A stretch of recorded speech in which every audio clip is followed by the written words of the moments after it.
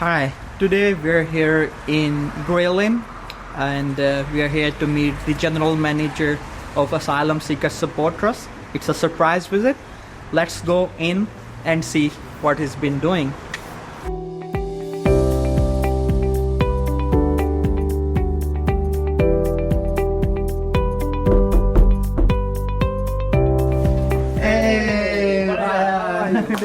Good. How are you, brother? I hope I'm not disturbing you. Anytime. Wow, look at this office, man.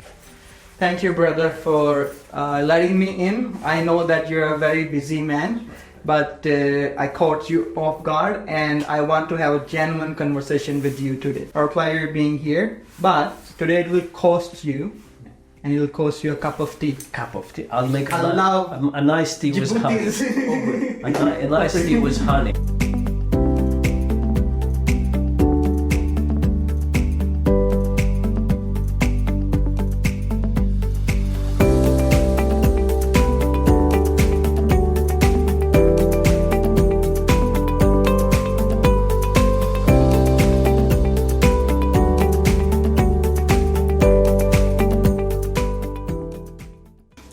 Again, we are back and we were just having some great tea. Paya made it for us. It's really good, Paya. You were complaining I wasn't singing. I saved it for that very moment, so our audience know Paya makes a great tea. So if anyone wants to have a cup of tea, they can come here at Grayling. So guys, please give Dawit a visit and enjoy the honey tea. More than happy, yeah.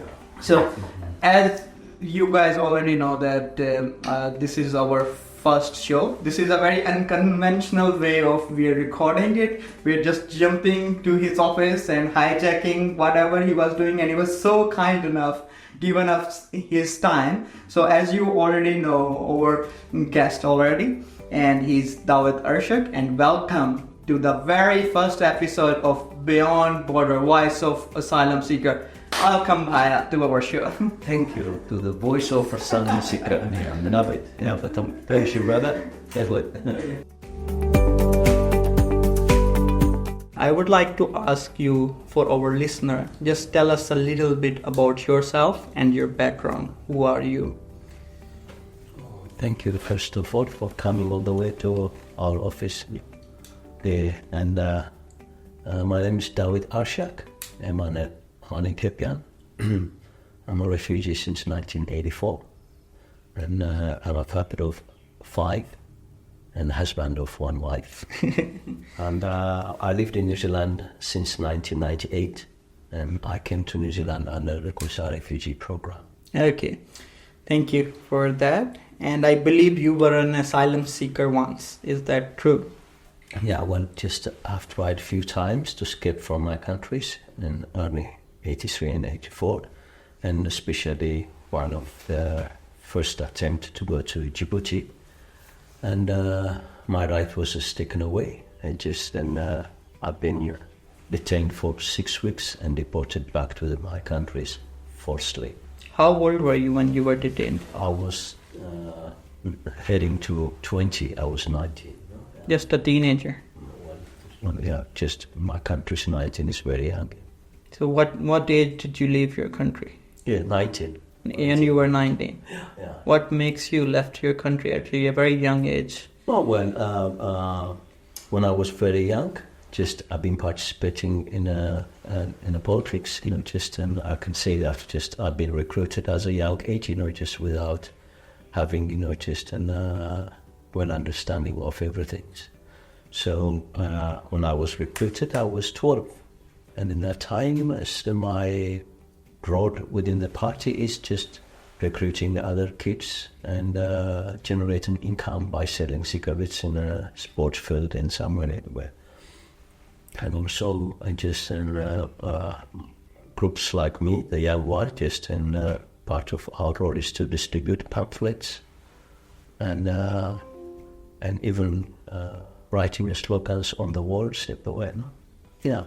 Were you forced to do that, or it was your choice? No, I was not forced to do, because there was a turmoil in my countries, and there was a military government who took over, King Haile Selassie, the last king of Ethiopia, lost power in 1974. So this military regime took the power. So they are trying to implement anything, whatever they believe in, forcefully. So there was a lot of political party opposition, party with these groups, and actually situation is changed and moved to armed struggle. Mm-hmm. So there was a lot of atrocity witnessed in that time, Yeah. 1979 is the worst time in Ethiopia.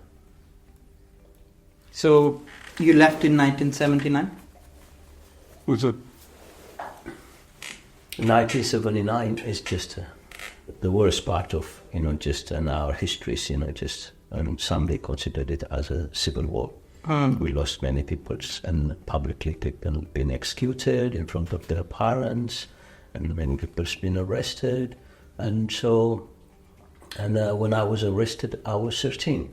13, okay. Yeah, so, and I've got a hatred, and I can say just to live in my country is to be considered as a second-class citizen or to be treated differently. Why were you treated differently?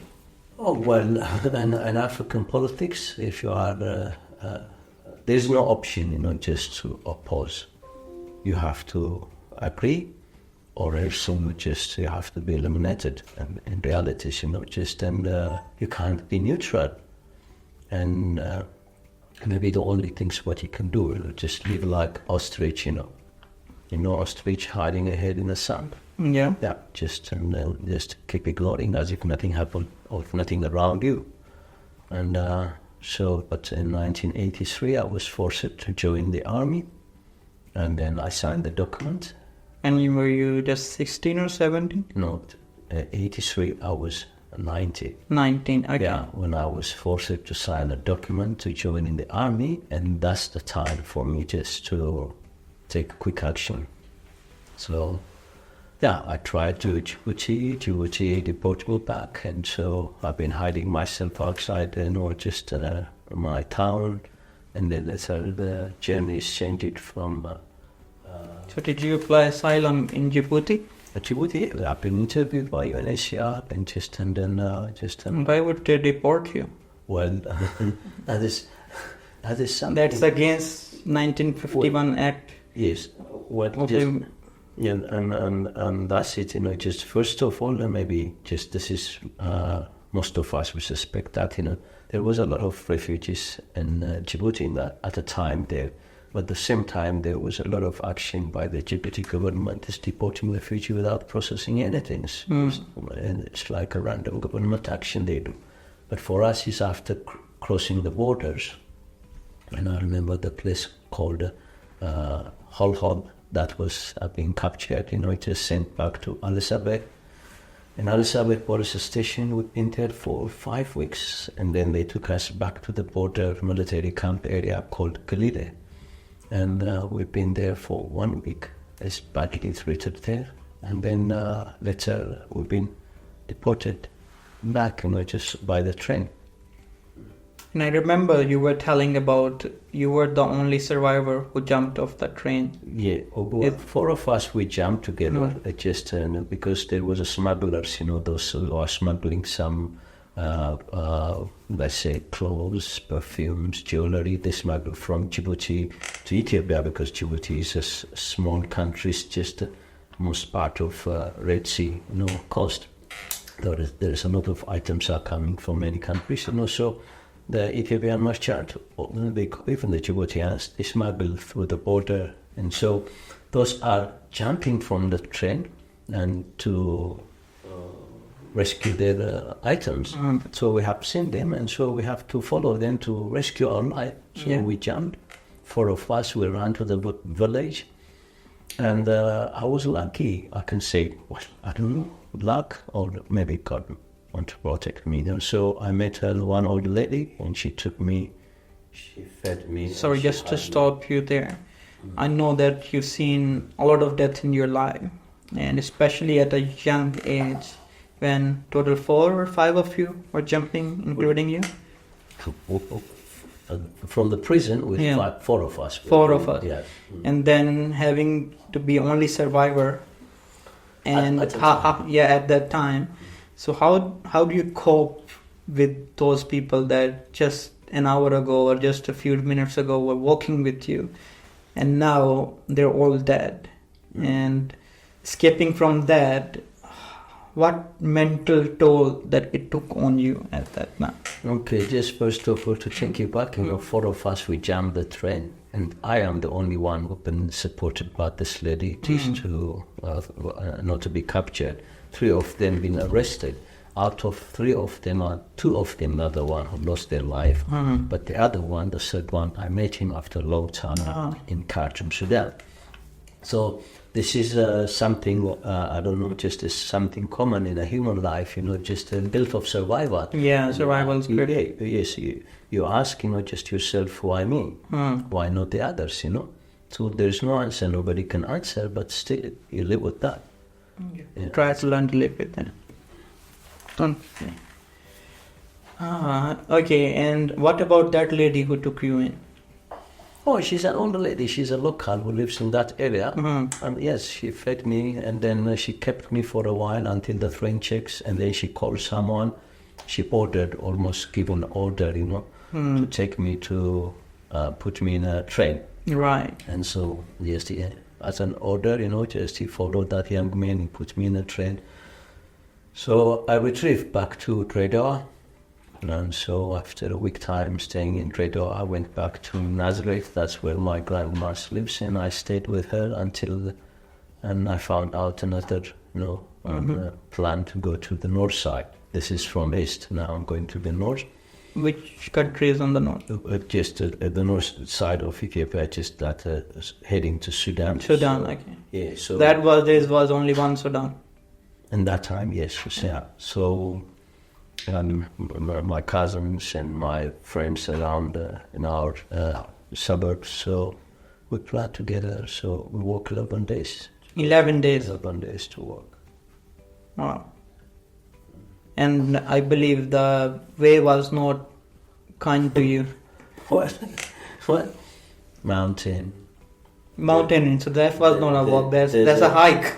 Mountain, desert-like, and crossing a river, just small, just handmade boat, and the river blue light, just going through everything without enough food, without enough water, without enough sleep. All right. And I trust you were carrying someone with you on your back. Well, once just we've been forced because there was only one girl among us, and then the first day, running fast, it just doesn't help because she couldn't walk anymore because her leg was swollen and so. And you guys couldn't stop and rest. No, we can't stop. Just you have to continue, but at the same time, we can't leave someone behind. Then with all that anger, frustration, fear, and anything negative on your back, then you add someone else on your back. Just 10 by 10, we carried her for a while until we get the donkey to put her on the donkey back. And then you reached Sudan? Yep, we reached in Sudan in 1984 in April. I think April 11, yes, April 11, no. April 12, we arrived at the border, and the Sudanese, I love Sudanese people. They process everything easily and quickly.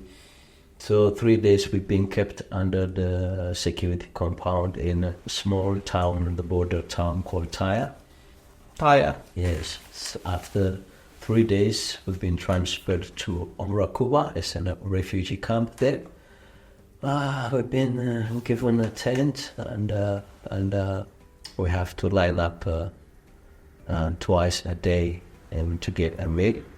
Sometimes, you reach to the kitchen and there's a long queue.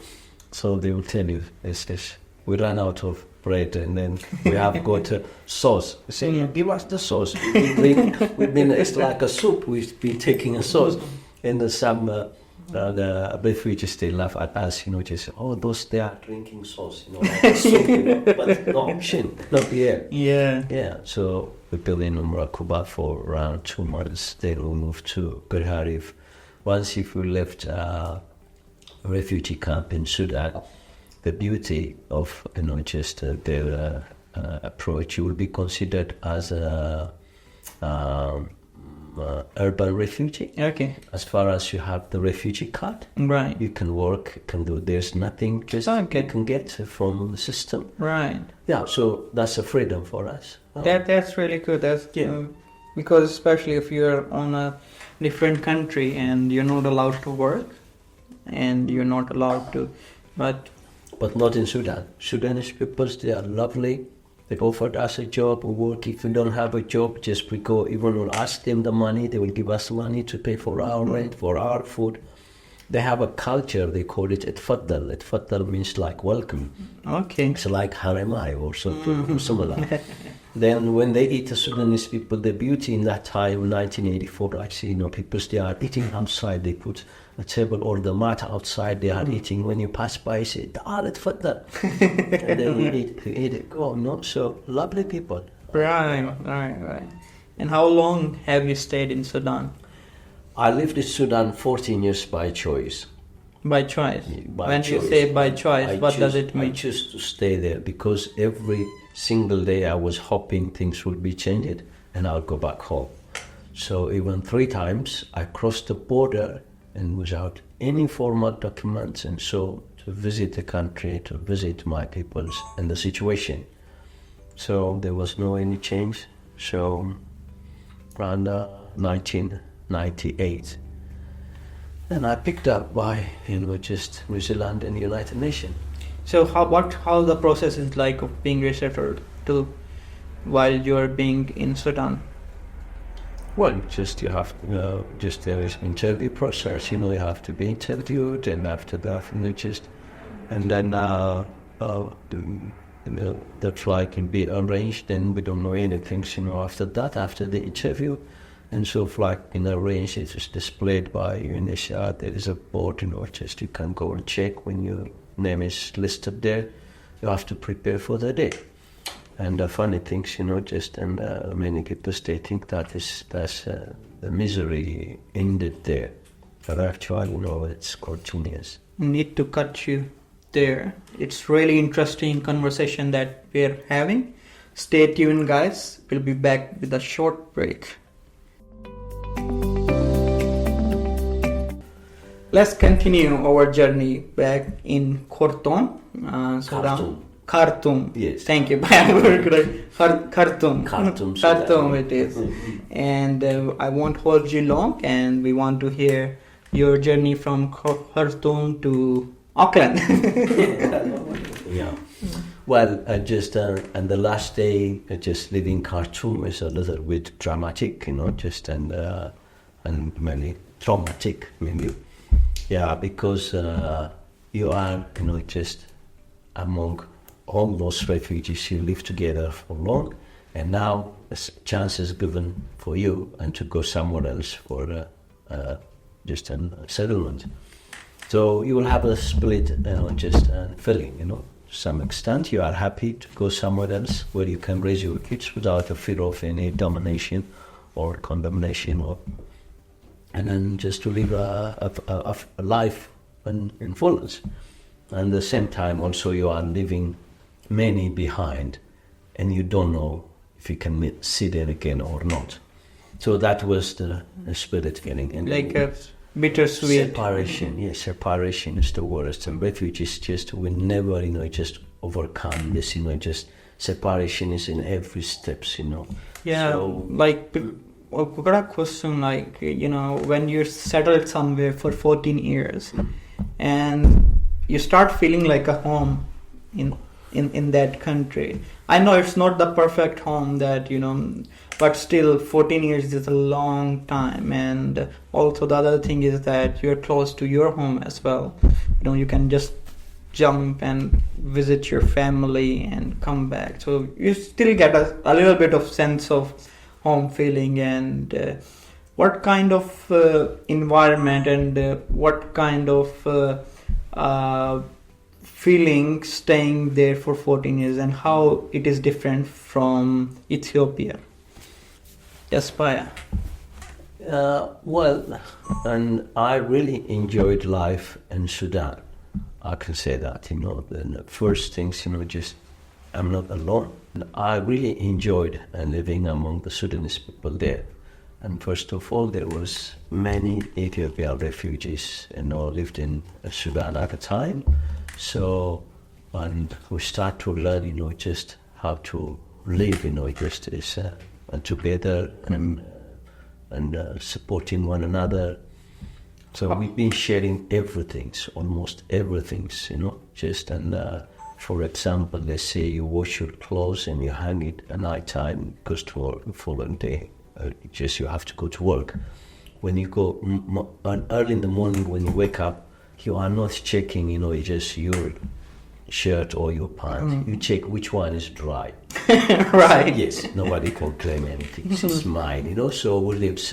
Sometimes one person is working, 3-4 of us, doesn't have a work, but still with one income, all of us, we live together, we share everything. And the Sudanese people, the most beautiful peoples I ever met, just hospitable peoples and happy to support. Even while we have some differences, we are Ethiopians, they are Sudanese, we are Christians, they are Muslims, but nothing stops them from associating with us and supporting us, When I say us, don't ever think just in the... It's in 1984, there was nearly 850,000 Ethiopian refugees in Sudan. That's almost a million. Such a big number, yes, was in Sudan, but they are happy to share their life. How different is the language and the culture from back in Ethiopia? Of course. There is a big difference we have, just the language, Arabic and my language. We know only Salam Alaikum wa Salama when we were in Ethiopia, that's all we know. But if you live among the people, it's easy to learn the language, So we learn the language, and then even without language, the Sudanese doesn't have any problems to associate with someone, So they are a lovely, kind people, So I enjoy to live in Sudan. No, thank you. Right back, I know that you wanted to tell us a story about before jumping to the plane. Yeah. And before that, I'm really enjoying that tea. Oh, thank you. What's the secret that you put? I never had that kind of tea in my life. See, I don't use sugar, I love But it's sweet. honey. I used honey, so that's Natural sweetener. I love nature. Yeah.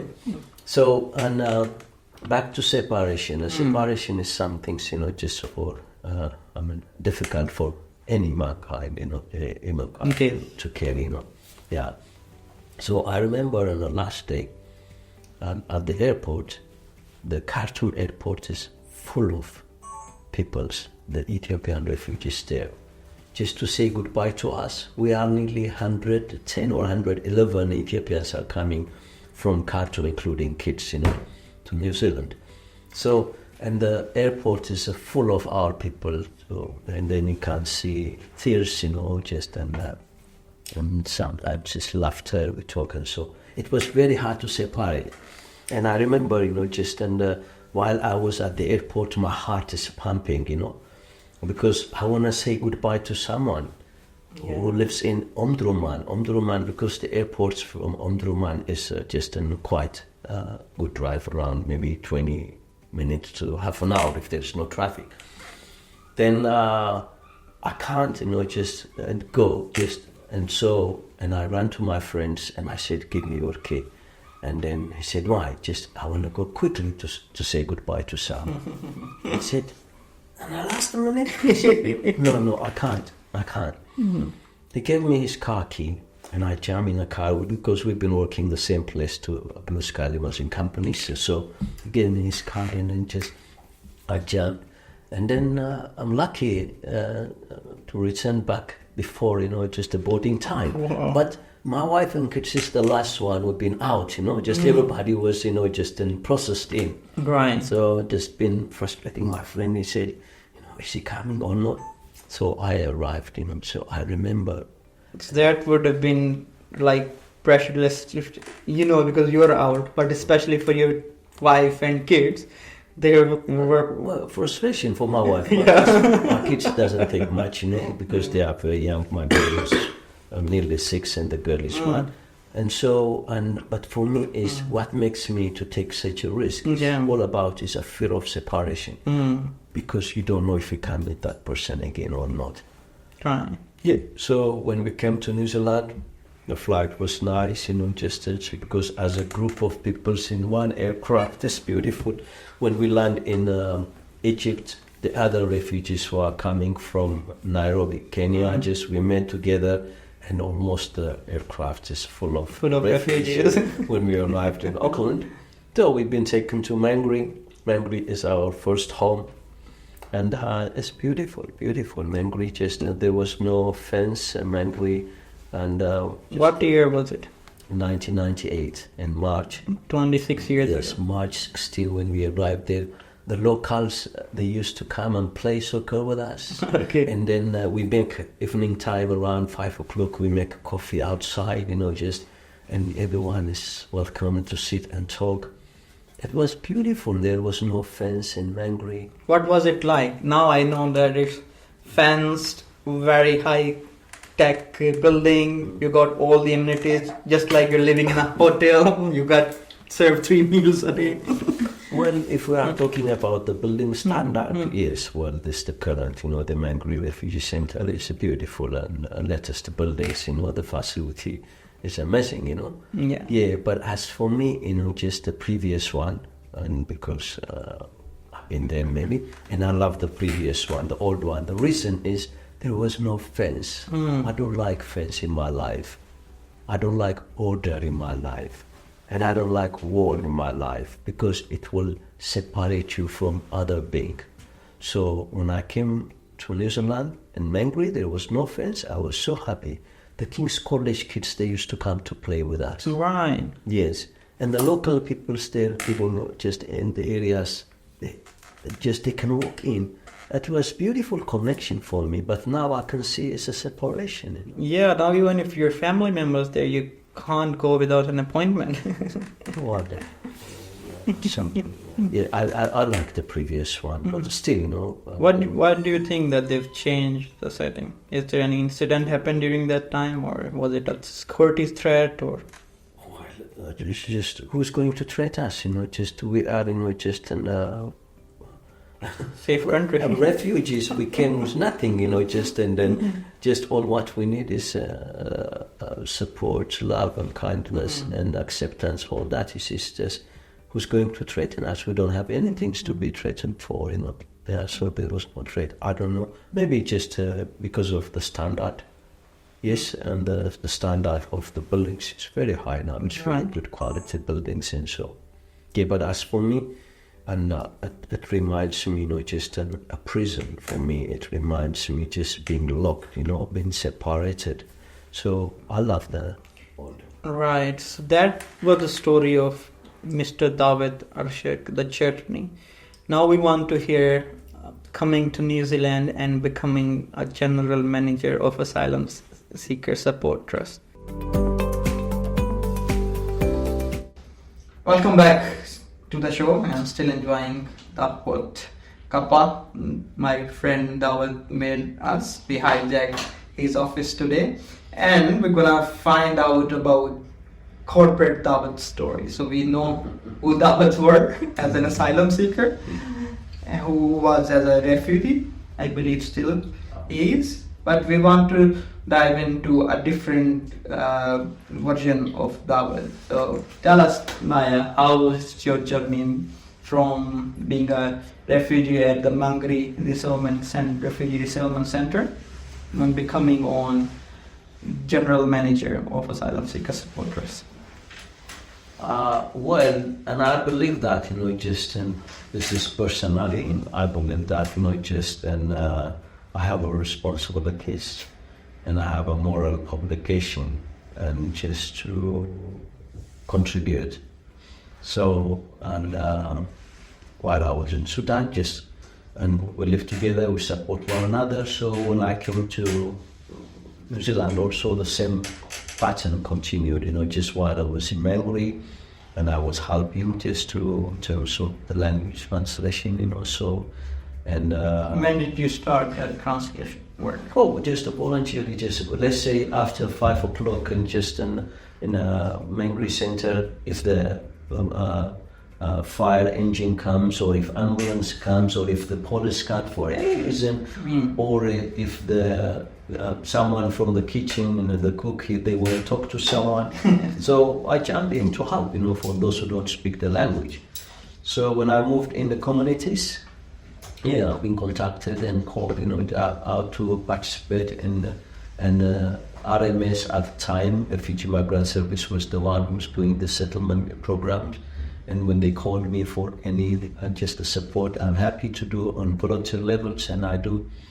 And then later, just in 2004, and they offered me a casual contract, But I was doing something else. I was a kitchen hand. Well, my first job is as a kitchen hand, and later, I moved to courier business, and after that, the taxi business. So while I was doing a taxi, still I was supporting, just my people whoever needs support. Then 2004, I got a casual contract. In 2005, I got a 20 hours contract. Before we go there, I know you sometimes tell me a story about how powerful greeting in people's cultures are. And I remember there was an incident that you told us that, there was this big man, no one was letting him in, it was late at night. Tell our audience about that. Which one? I think it was a Pacific Islander person, and then it was late at night, and all the taxi drivers, they don't want to let him in. As a taxi driver, I really. Okay. And then I love to know just about, I love culture, I love just language, and so mostly when I was driving a taxi, if anyone jumped in my car, then I'll ask, just how do you say hello in what language, how do you say thank you in your language, so I'll ask. So and I've got a few words, I've got a small note I'm writing, and I can say just at least one word I try from any language. Then one night, I was the back of the taxi rank, the last one, reading my paper, my bookings with the lights. Then and a very tall, big, it looked like a rugby player, very strong, must be big man, just thrown out of the nightclub by the bouncer. So he went to the first taxi, refused to take in, everyone refused him, and he come to me on the last one, he says, driver, are you available to take me to Otara? And I said to him, of course, I'm here to serve, I never refused any fear. Yes, I never had any fear, just people, they said, it's a big man, if you ask you, like, some places, they scared for me, he jumped in. But the moment he sit in my car, when the way he closed the door is a sort of like an alarm for me. Because for him, it's because of his size, it's easy for him to, but for me, it's like a big bang, the door.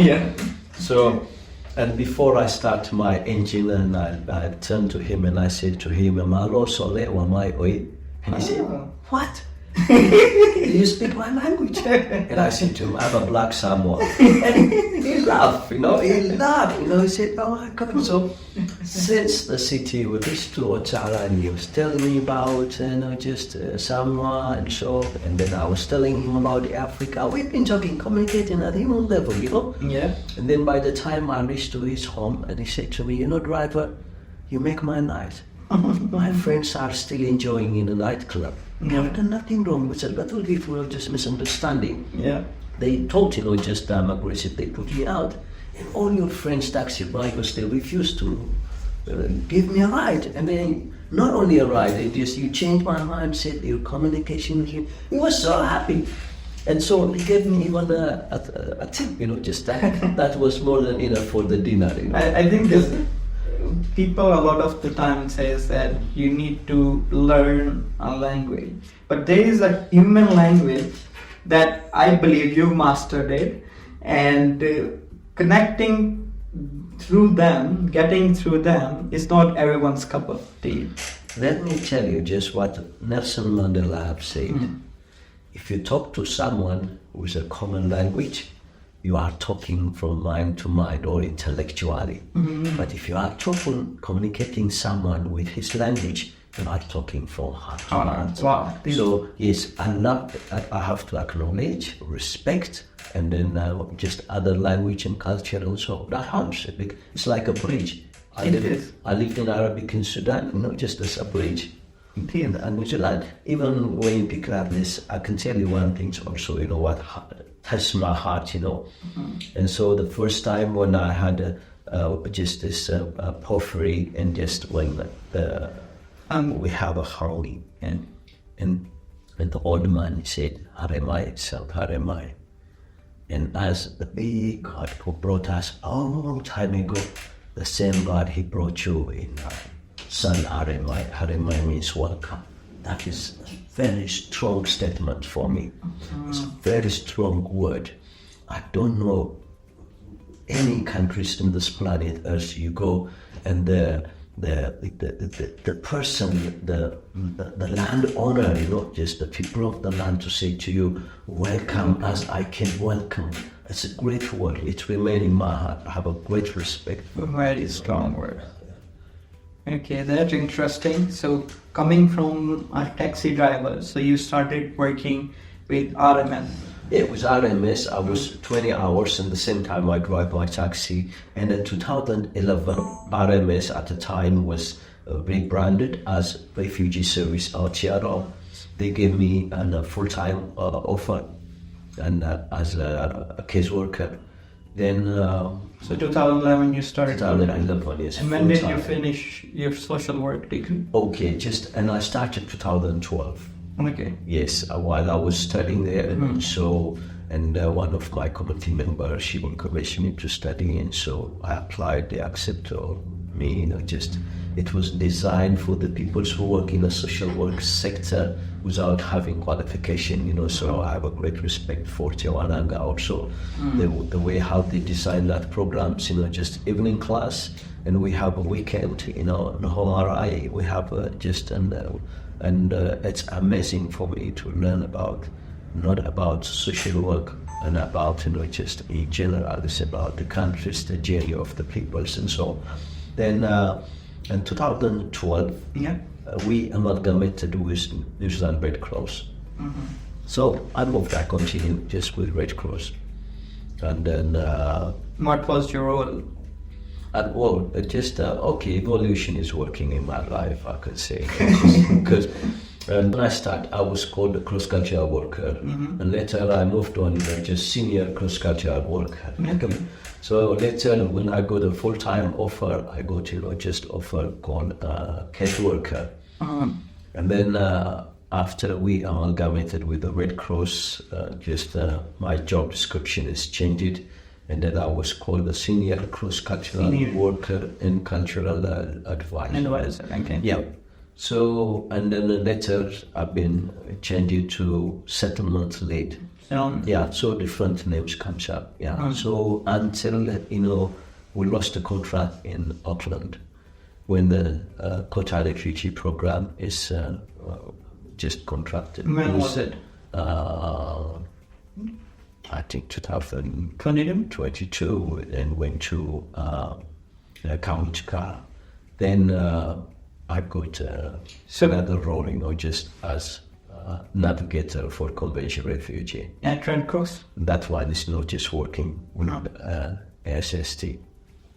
So so the contract was under Red Cross, but yes, you have to work with Asylum Seekers supporters. The contract is from MBIE, if Red Cross, just to support the convention refugee, when asylum seeker accepted as a refugee, so you need support. So, and that contract is and I got that job offer. So I start work, but I have a good connection with SST before that, and Freya. She's called the mother of Asylum Seekers. Yeah, she's an amazing person. Until today, I meet people on the street always, whenever they talk about, always they mention about her, just how she was a good mother figure, sister figure, and so on. So I'm happy to call her a mother of asylum seekers. She left a lot in this sector, you know. She was so dedicated, you know, just and sometimes, you know, just and when she called me, just and I'm happy to respond. And our church groups, you know, just I encouraged them to participate. And so Christmas party, when it is organized, even Red Cross was involved, and the church groups are preparing a present for the kids. It was awesome, you know. So that's the connection I have. But when I got this road, just 5 days a week, I was sitting in Asylum Seekers Support Trust hostel, you know, just work with Freya and all the other staffs. Then the manager at the time, when he resigned, I applied this position. That's how I got this position. Okay. And I believe that you've worked quite a long time with RMS and New Zealand Red Cross, and you were serving quota refugees, if I'm not wrong. Totally right.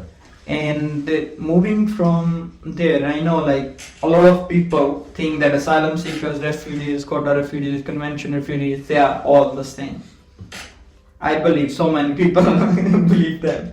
But tell us that how a different life of an asylum seeker in New Zealand versus a quota refugee that you've served. How did you shift your mindset And first of all, there's no just shifting of my mindset, because and then the 1951 convention clearly stated that a refugee is a person whose life is at risk and he's seeking just a place where he can live peacefully.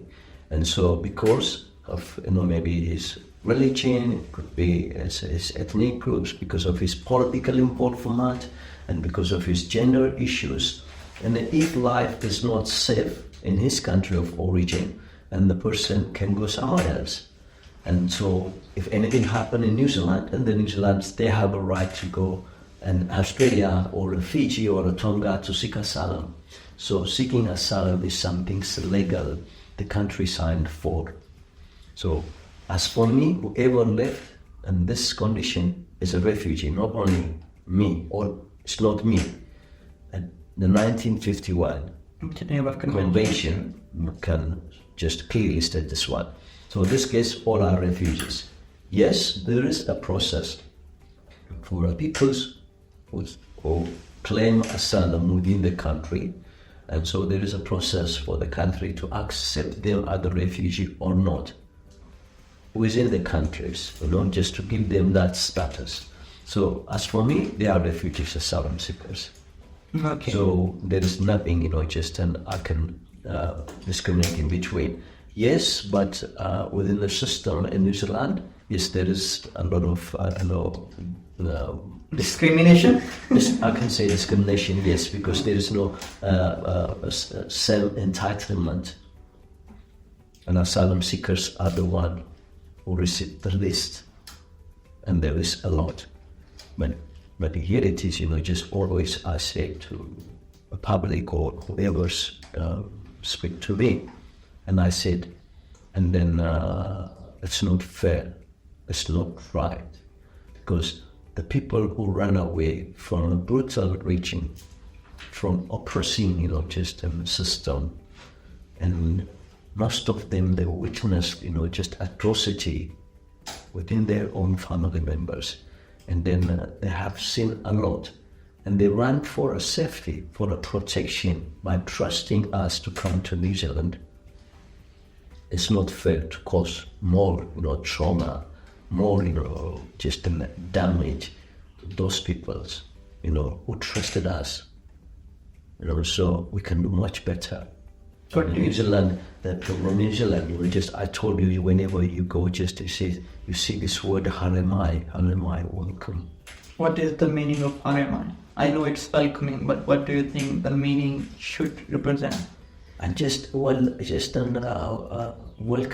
is accepting, you know. Accepting. Is accepting, acknowledging, you know, just their journey, and then they deserve support as a human being, Yeah, I'm not talking about, just an immigration process. It's not part of me. That's immigration jobs to do the process. But as far as they live in our space, they deserve love and respect and the support indiscriminately. Okay. What do you think that the changes should be? Well, equal treatment to all refugees is simple. Just why do we confuse the system, just by creating asylum seeker, convention refugee, and quota refugee? Just all are refugees. So tell me, Bhai, what the process should be for asylum seekers, conventional refugee, quota refugees? I wish if there is a place for asylum seeker, not just to be given when they arrived in the countries like any other countries, and I wish if asylum seeker can be allowed to work from the day they claim asylum, and definitely this will help and all parties. And if they are allowed to participate, the claim process is different. That immigration issue, let them to do their jobs, But if they start to work, they start to associate and communicate with the peoples, learn the work ethics, and meet the peoples and know about New Zealand and another New Zealand society. And they make their own money. They are not going to request any financial assistance from us. And also, they pay tax, they contribute, back to our own economies. And this is helping. And then plus to that, it will help them, and just for them, just for their mental well-being, just to go somewhere where they can work, where they can meet people, where they can participate in the country where they come in. But otherwise, if we isolate them, if we restrict everything, and it's causing more a trauma in their life, and at the frustration. Imagine you don't know what's going to happen tomorrow. Just you wake up, you don't know what will happen, you don't know how you live, and you don't know just anything.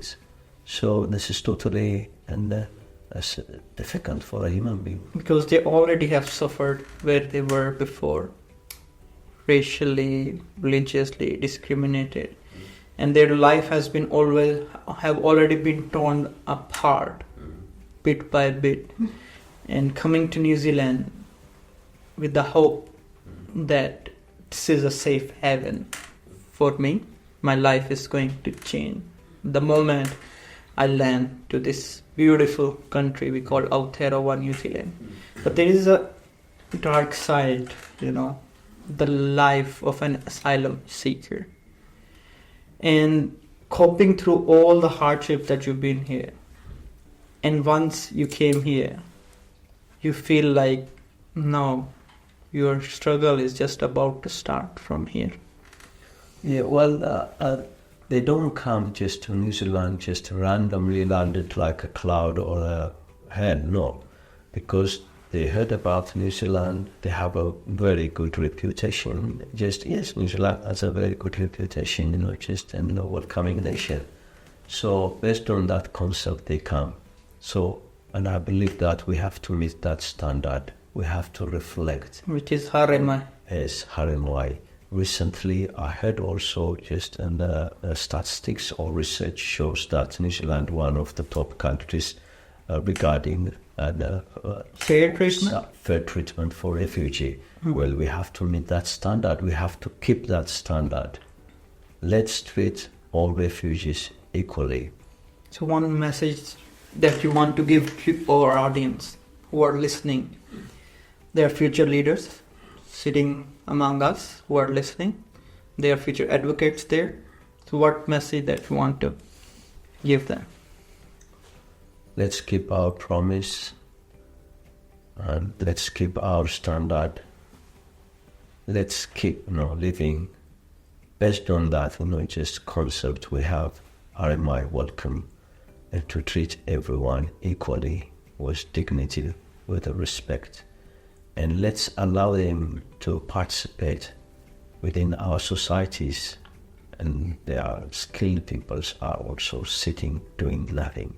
So, and let them to contribute to our communities. Let them to make their own money and to live with pride, And let them to learn in just on the work ethics in New Zealand and the culture and the story of New Zealand by allowing them to associate with our communities.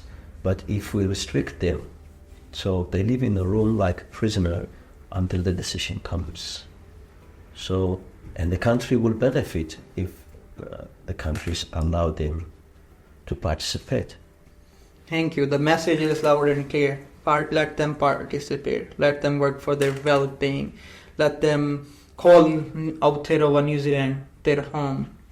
So thank you very much, Dawit, for allowing us your time. I know your time is very precious. I know 1 second count. There's, around 2,000 asylum seekers and a very small number of your team behind the scene 24/7 working towards the benefit of asylum seekers.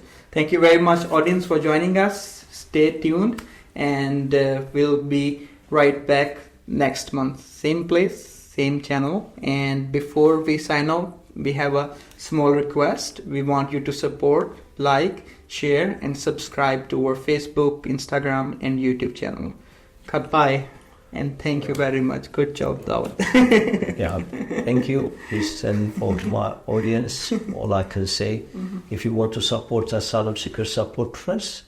And please, you can check our website, and there is a lot of way to participate with us. Be a voice for us, and listen our voices, and read our posters and articles, and share it. And that's the beginning of starting. If you are willing to support us in any forms, and by donating, just our website can facilitate that. And if you want to be a volunteer, we really welcome you. Thank you for watching this. Dawit Arshak. Asif Ahmed. Bye, guys. Pleasure.